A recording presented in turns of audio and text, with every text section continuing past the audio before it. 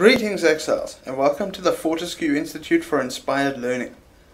I am Cod Raziel, and joining me today as always are Sir Reginald Amadeus Fortescue III Hey! and Frank. Hi. And today we're going to be going over a unique death bow by the name of Iron Commander, which can actually be pretty damn powerful. Behind me here is some footage of one of the Iron Commander characters I've created recently, and as you can see it clears pretty fast. So what I'm basically going to do is I'm going to go over what Iron Commander does, a quick overview of the benefits of Iron Commander, and then just some build ideas I have. So without further ado, let's get to it. So what does Iron Commander do? Iron Commander is a bow that's specifically designed for use with the Siege Ballista skill. Now, before we go into what Iron Commander does, let's have a look at Siege Ballista. Siege Ballista summons a totem that attacks with piercing arrows, which I like to call bolts in this case, which attack relatively slowly but deal quite a bit of damage. Now, Siege Ballista is a totem, and it is an attack. It also has a 100% chance to pierce. So we can use totem damage nodes to boost it, and we can also use things like Rain of Splinters to increase its projectile count.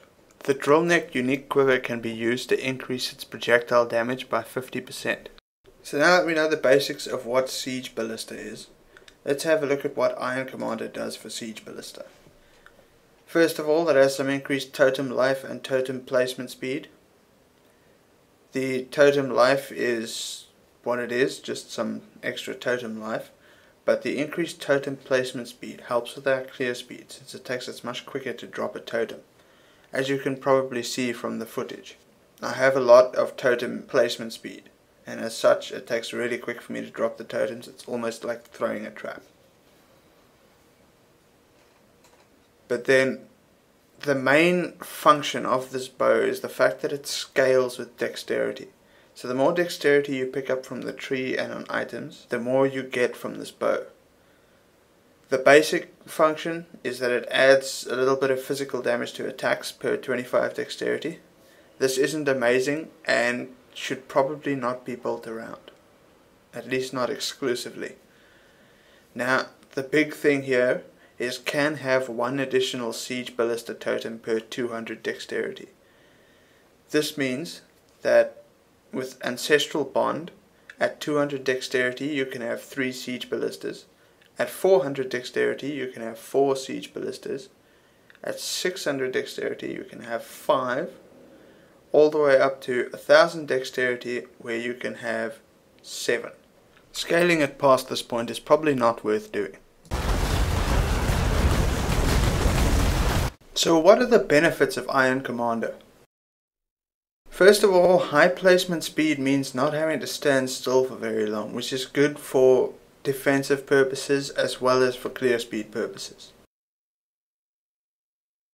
Next, the fact that we only need 1 to 2 totems to clear a pack means that we can be killing multiple packs at once, boosting our clear speed, and if need be, we can place down all of our totems to fight a tough boss and bring him down really fast. Next, using these totems allows us to do other things while mobs are still being killed, such as pick up loot, run to the next pack, channel Wither on the stronger enemies, watch Woolfio videos. Seriously guys, he's good, you should check him out. Or chance headhunters. Not this time. Lastly, we can't be harmed by Reflect. The only real disadvantages are that some people don't like to play totem builds, although with the speed of this one I'm sure it'll change some people's minds. We can't leech, so we're entirely reliant on flasks and regeneration. And some things can destroy our totems before they get much chance to deal any damage, which can be quite irritating. So I actually managed to 6-link my Iron Commander, and what this means is that I'm going to be trying out some other builds with it. So in addition to this build shown in the video, which is a poisoning Juggernaut, I'm also going to try and scale fire damage using Mantra Flames on an Elementalist and see if I can get the burn to function similarly to poison. In addition to that, I'd like to make an energy shield version with Occultist because Soul Strike seems like it may be good for this build. From us here at the Fortescue Institute for Inspired Learning, we'd like to thank you for watching. I'm Sir Reginald Amadeus Fortescue III, and I approve this message.